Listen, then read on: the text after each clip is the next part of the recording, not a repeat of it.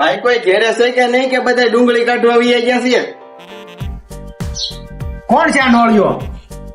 લે આ તો નાનકો લાગે, કવડો મોટો થઈ ગયો, ઓળખાણો નહીં. હવે સોડા કાકા તમે અમને ઓળખો, કેમ કે હવે મારા ઘેરે પ્રસંગ આયલા આવે છે ને મારા મોટા ભાઈ ની બધે ક્યાં ઘણા સમય પછી ભૂલા પડ્યા હોય નાનકા પડે ને કાકાની જરૂર.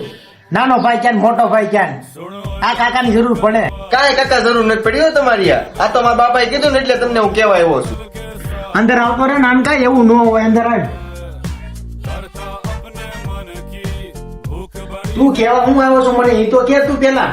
આ તો કાકા ઈ આટો એવો છે મારા મોટા ભાઈ ના લગ્ન છે એટલે હું તમને કેવા આવ્યો છું. મારા બાપાએ કીધું જા તું કેતો તાર કાકા ને તાર કાકી ને, અને નકર તો હું તો કેવા આવું જ નહીં. તમને ખબર જ છે કે હું કેટલો વટ વાળો છું, અને કાલ સવારે આ ગામ વાળા કે નહીં એટલે હું તમને કેવા આવ્યો. નકર તો હું કેવા કોઈને સાતો નથી ને, આજે નહોતો ને કાલે નહોતો હું.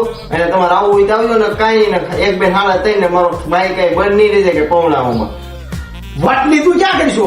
અમારે કાલે નતો ને આજે નતો, અમને કોઈ કે એટલે અમે તરત આવવા તૈયાર છીએ. તાર કાકીને કહી દો એટલે કાલે લોટી બની જાય, છોકરાને લઈને વી આવી અમે. અમારું શું છે, ખાવાનું છે ને ગમે અહીંયા તો. અને સવારમાં તમારે આવવું હોય ને તો વહી આવજો. અને ત્યાં આવીને ક્યાંય પત્તે ઠોકીને તો તમને ખબર છે ને લગ્ન પતી જાય પછી અમે કેવા ઉતરવી જવી તમને ખબર જ છે. અને ભૂલી નહીં જતા, લખી નાખજો ને મગજમાં ભરી નાખજો ને. હવે હું જાઉં છું, અને કાંઈ આવા ઢોંગ ન આવો તો ઘેરે આવીને વહી આવજો લગ્નમાં શાંતિથી ને મોજ કરજો. અને બીજું કાંઈ પત્તે નહીં ઠોકતા. અમે હું જાઉં છું હવે ઘેરે, રેડી? અને હવે મારો બાપો કાંઈ આવશે નહીં કહેવાનું, હું કહી ગયો એટલે વાત થઈ ગઈ પૂરી. અને હું જાઉં હવે ઘેરે.